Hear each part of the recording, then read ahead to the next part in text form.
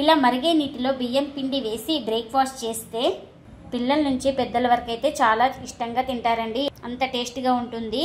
ఇంకెందుకు ఫ్రెండ్స్ ఆలస్యం, ఎలా చేయాలో ఏంటో అనేది వీడియోలోకి అయితే వెళ్ళిపోదామా. ఇంకా ముందుగా ఒక బౌల్ అయితే తీసుకొని అందులోకి 1 కప్పు వాటర్ అయితే వేసుకోవాలండి. అలాగే ఇందులోకి కొంచెం సాల్ట్ కూడా వేసేసుకోవాలి. ఇంకా అలాగే 1 స్పూన్ నెయ్యి కూడా వేసుకోవాలి. నెయ్యి లేదా ఆయిల్ ఏదైనా వేసుకోవచ్చండి. ఈ వాటర్ అయితే మరగాలి మనకు. ఇంకా మనకి ఇక్కడ చూడండి వాటర్ అయితే మనకు బాయిల్ అయితే అవుతుంది కదా. ఇప్పుడు ఏ కప్పుతో వాటర్ అయితే తీసుకున్నామో అదే కప్పుతో బియ్యం పిండి అయితే తీసుకోవాలండి. ఈ బియ్యం పిండిని కొంచెం కొంచెం వేస్తూ ఇలా కలిపేసుకోవాలి.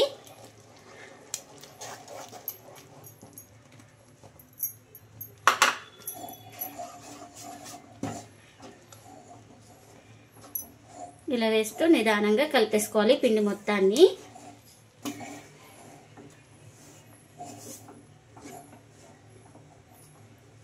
ఇలా బాగా పిండినంతా బాగా కలిపేసుకున్న తర్వాత ఇంకా ఇప్పుడు మూత పెట్టేసుకొని ఒక 3 నిమిషాలు అయితే అలానే మూత పెట్టి ఉడికించుకోవాలండి. స్లిమ్లోనే ఉడికించుకోవాలి. ఇంకా నేను ఇలా ఒక 3 నిమిషాలు అయితే పిండిని అయితే స్లిమ్లో పెట్టేసుకొని ఆవిరికి అయితే ఉడికించుకున్నానండి. ఇలా ఒకసారి కలిపేసుకొని పిండిని స్టవ్ అయితే ఆఫ్ చేసుకుందాం. ఇంకా స్టవ్ ఆఫ్ చేసుకున్న తర్వాత అయితే ఈ పిండిని అయితే వేరే బౌల్లోకి అయితే తీసుకోవాలండి. ఇంకా ఇలా వేరే బౌల్లో అయితే తీసుకున్న తర్వాత అయితే ప్లేట్ పెట్టి చల్లారించుకోవాలండి. ఇప్పుడు కొంచెం చల్లారిన తర్వాత అయితే కొంచెం వేడి మీద ఉన్నప్పుడే మనం బాగా స్మాష్ చేసుకోవాలండి. ఇలా ఇక్కడైతే నాకు అంత చల్లారలేదండి, మామూలు హీట్ అయితే ఉంది. ఇంకా ఆ హీట్ మీదనే ఈ పిండి మొత్తాన్ని బాగా ఇలా చేతితో బాగా కలిపేసుకోవాలి. చూడండి మనం ఇలా మొత్తం అయితే పిండిని అయితే కలిపేసుకున్నాం. ఈ స్టేజ్లో కొంచెం వాటర్ తక్కువ అనిపిస్తే ఒక 2 స్పూన్ల దాకా అయితే వాటర్ వేసేసుకొని, వేడి వాటరేనండి, ఆ వాటర్ వేసుకొని పిండి అంతా ఒకసారి బాగా కలిపేసుకోవాలి. చూడండి ఇంకా ఇలా అయితే పిండిని అయితే సెట్ చేసుకోవాలి బాగా. ఇలా కొంచెం చేతికి ఆయిల్ అయితే అప్లై చేసుకోవాలండి. ఇలా ఆయిల్ అప్లై చేసుకొని ఈ సైజు పిండి ముద్ద అయితే తీసుకోవాలండి. ఇలా తీసేసుకొని చిన్నగా రౌండ్గా ఉంటలు అయితే చేసుకోవాలి.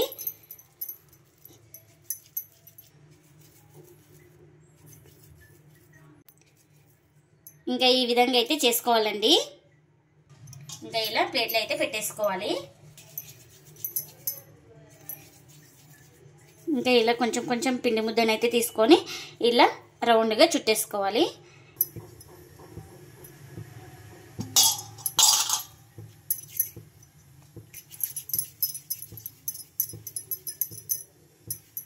చూడండి ఇలా రౌండ్గా రావాలి షేప్ అయితే మనకు. ఇంకా చూడండి అన్ని ఇలా చేసుకొని ఒక ప్లేట్లో అయితే పెట్టేసుకున్నాను. ఇప్పుడు వీటిని ఇలా చిల్లుల గిన్నె అయితే తీసుకొని ఇందులోకి కొంచెం ఆయిల్ అయితే అప్లై చేసుకోవాలండి. మనం స్టీమ్ చేస్తున్నాం కాబట్టి దీనికి ఆయిల్ అయితే అప్లై చేసుకోవాలి. ఇంకా ఇప్పుడు ఇలా రెడీ చేసి పెట్టుకున్నాం కదా, వీటిని అయితే వేసేసుకుందామండి ఈ చిల్లుల గిన్నెలోకి అయితే.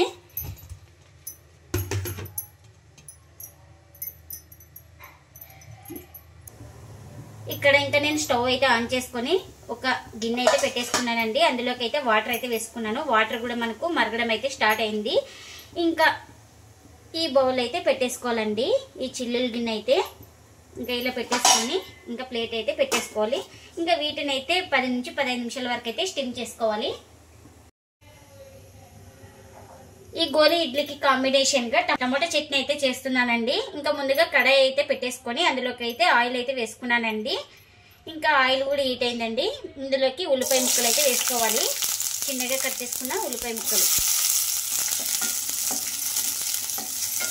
ఇంకా ఈ ఉల్లిపాయ ముక్కలు వేసుకున్న తర్వాత ఇంకా స్పూన్తో బాగా కలిపేసుకోవాలి. కొంచెం కలర్ అయితే చేంజ్ అవ్వాలండి ఉల్లిపాయలు. ఇంకా ఇప్పుడు కారానికి సరిపడినంత మిర్చి అయితే వేసుకోవాలి. అలా అలాగే ఒక 7 వెల్లుల్లి రెబ్బలు, అలాగే చిన్నగా కట్ చేసుకున్న అల్లం కూడా వేసుకోవాలండి, కరివేపాకు కొద్దిగా.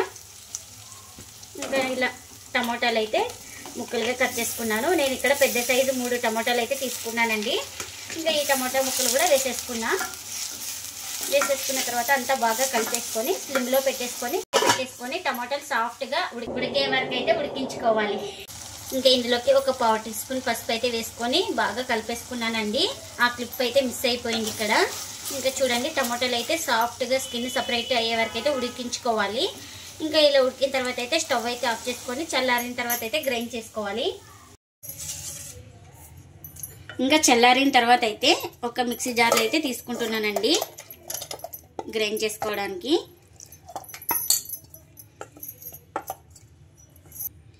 ఇంకా జార్లోకి వేసుకున్న తర్వాత రుచికి తగినంత సాల్ట్ కూడా వేసుకోవాలండి. ఇంకా ఇలా సాల్ట్ కూడా వేసుకున్న తర్వాత ఇంకా మూత పెట్టేసుకొని గ్రైండ్ చేసుకోవాలి.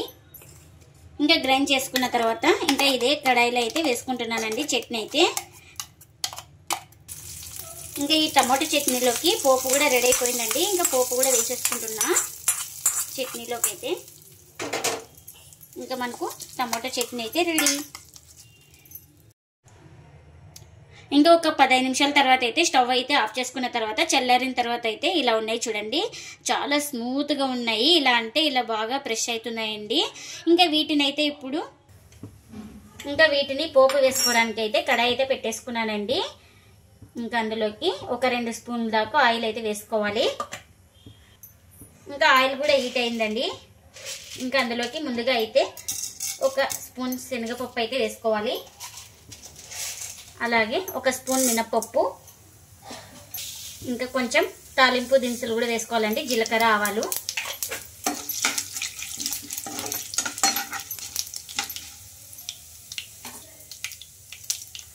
తాలింపు దినుసులు కొంచెం వేగిన తర్వాత అయితే కొంచెం కరివేపాకు కూడా వేసుకోవాలండి.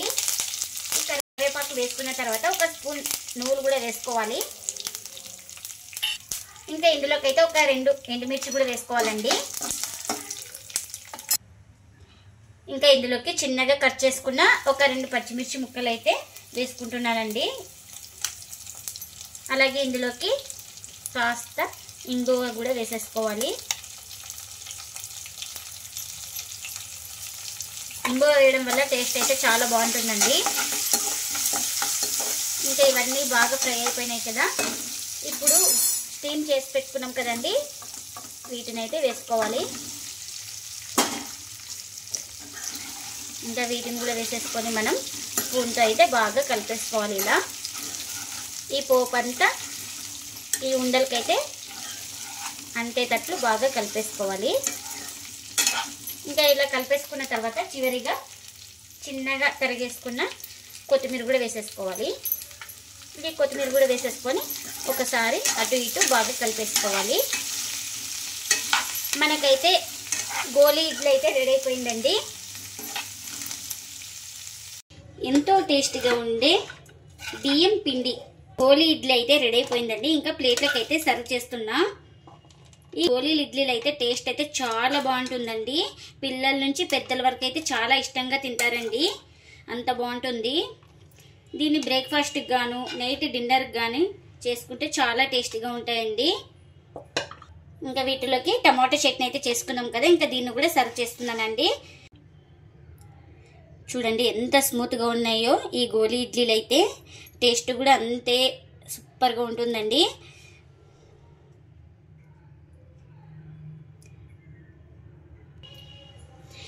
మీరు కూడా ట్రై చేసి మీకు ఎలా వచ్చిందో కామెంట్ అయితే చేయండి ఫ్రెండ్స్. ఇదండి ఇవాళ బ్లాగ్. ఈ వీడియో కనుక నచ్చితే ప్లీజ్ లైక్ చేయండి, షేర్ చేయండి, కామెంట్ చేయండి, అలాగే లైక్ చేసి సపోర్ట్ చేయండి friends. Thanks for watching. Bye bye.